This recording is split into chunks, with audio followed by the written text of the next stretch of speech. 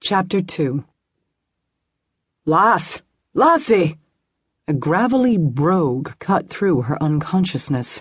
Are ye all right?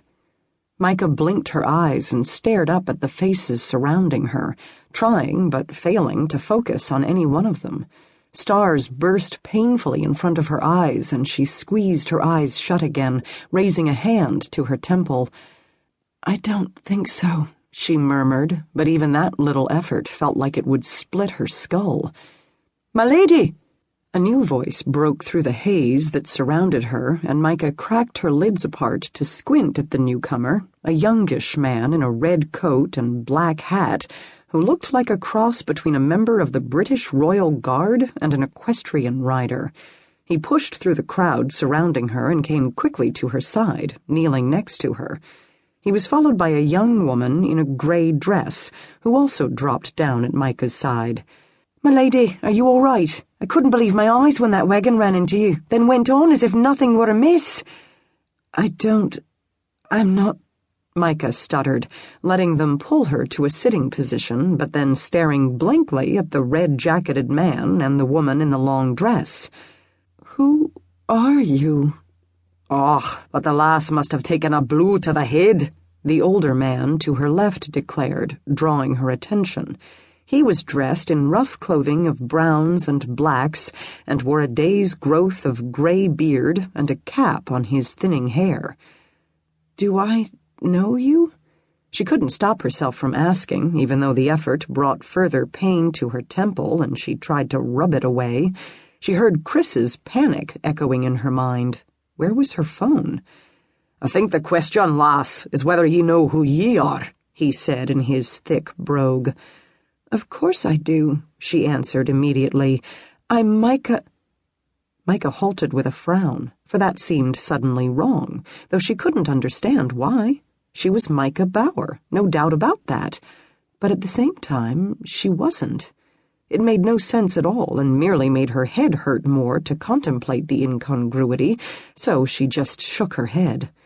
Taking her head shake for a negative, the older man grunted as if his theory had been confirmed, but the younger woman, seeming eager to please, said, "This is Lady Hero Conagham."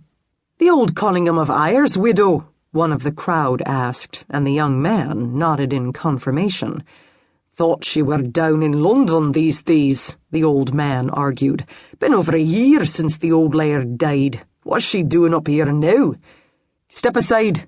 A new voice rang out over the chatter of the onlookers. It was a deep, aristocratic burr, unlike the comfortable brogue of those around Mikah, yet it held enough authority that the spectators parted immediately, allowing the newcomer to come to her side. "Lady Ayr," he said, "are you quite all right? I thought we were to meet you at the train station and—" "It's you," Mikah whispered, staring up into the man's handsome face as he bent over her. His words staggered to a halt as he looked down at her in surprise. Mikah gazed intently at the handsome man hovering over her. It was him, the man who had haunted her dreams her entire life, and most recently with unimaginable passion. He was at once both familiar and foreign. She wanted to look him over, to memorize every detail before he faded away, but she couldn't tear her gaze from his. Deep, chocolatey brown, warm and mesmerizing, his eyes were filled with concern and more than enough surprise to match her own.